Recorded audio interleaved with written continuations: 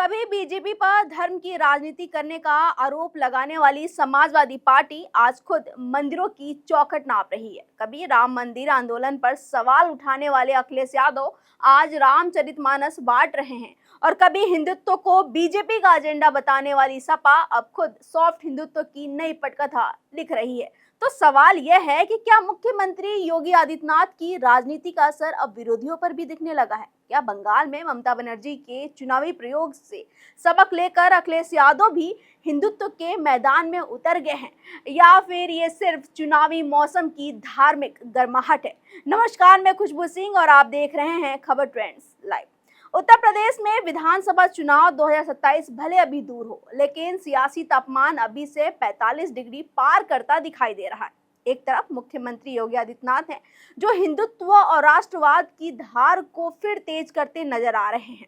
कुशीनगर से लेकर लखनऊ तक, गौ माता से लेकर राम मंदिर तक, पाकिस्तान से लेकर ब्रह्मोस मिसाइल तक, योगी के भाषणों में वही पुराना तेवर दिखाई दे रहा है, जिसने बीजेपी को यूपी की राजनीति का केंद्र बना दिया है। योगी खुलकर समाजवादी पार्टी को रामद्रोही बता रहे हैं, कांग्रेस पर राम मंदिर रोकने का आरोप लगा रहे हैं और हिंदुत्व के मुद्दे को चुनावी बहस के केंद्र में ला रहे हैं। 498 वर्ष पहले वर्ष दर वर्ष बीतते गए,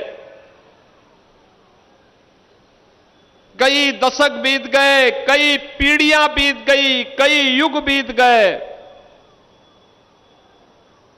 लोग लड़ते गए, पूरा देश की भावनाएं जुड़ी थीं, लेकिन अयोध्या में राम मंदिर निर्माण के कार्यक्रम को गति तब मिल पाई जब डबल इंजन की भाजपा की सरकार बन पाई। आप याद करो ना, कांग्रेस आजादी के बाद चाहती तो बन सकती थी, कांग्रेस ने नहीं बनने दिया। समाजवादी पार्टी घोषित रामद्रोही है, वो नहीं बनने देना चाहती थी। ये लोग लगातार बाधा पैदा कर रहे थे, लेकिन हम लोगों का संकल्प था, जो राम भक्तों ने उद्घोष किया था कि रामलला हम आएंगे, मंदिर वहीं बनाएंगे। बहनों और भाइयों, आज अयोध्या में भगवान राम का भव्य मंदिर का निर्माण हो गया है। अब कोई भी अयोध्या जाता है, आज से 10 वर्ष पहले गया होगा, आज की अयोध्या को देखेगा, पहचान नहीं पाएगा। क्या परिवर्तन हो गया है, कितना भव्य हो गई है अयोध्या। आधुनिक अयोध्या त्रेता युग का स्मरण कराती है और भगवान राम का आशीर्वाद आपको प्राप्त हो रहा होगा, इसलिए कि भगवान राम की कृपा से आपने कमल का बटन दबाया, भाजपा और सहयोगी दलों के विधायकों को चुनाव जिता करके भेजा। लेकिन कहानी का दूसरा किरदार भी कम दिलचस्प नहीं है। ये किरदार है समाजवादी पार्टी और उनके मुखिया अखिलेश यादव का, जो अब बीजेपी के पीछ छोड़कर भाग नहीं रहे हैं, बल्कि उसी पीछ पर बल्लेबाजी करने की तैयारी करते दिखाई दे रहे हैं। इटावा में केदारेश्वर मंदिर निर्माण की बात हो, रामचरितमानस का वितरण हो, मंदिरों में दर्शन और धार्मिक मुद्दों पर नेताओं को नियंत्रित रखने की कोशिश साफ संकेत दे रही है कि सपा अब खुलकर हिंदुत्व का विरोध करने के बजाय उसके साथ संतुलन बनाने की रणनीति पर काम कर रही है। यानी सवाल अब ये नहीं है कि हिंदुत्व चुनावी मुद्दा बनेगा या नहीं, सवाल यह है कि हिंदुत्व की राजनीति का असली खिलाड़ी कौन साबित होगा।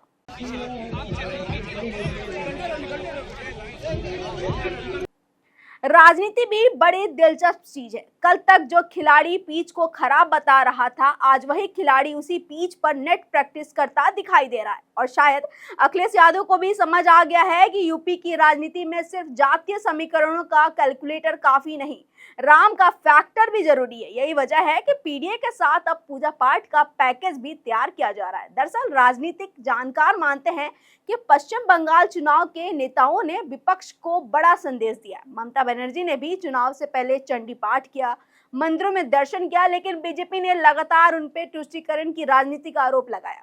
यूपी में ऐसी स्थिति ना बने, इसलिए अखिलेश यादव बेहद संभल कर कदम बढ़ा रहे हैं। मुस्लिम मुद्दों पर सीमित प्रतिक्रिया, धार्मिक विवादों से दूरी और हिंदू प्रतीकों के साथ राजनीतिक संतुलन।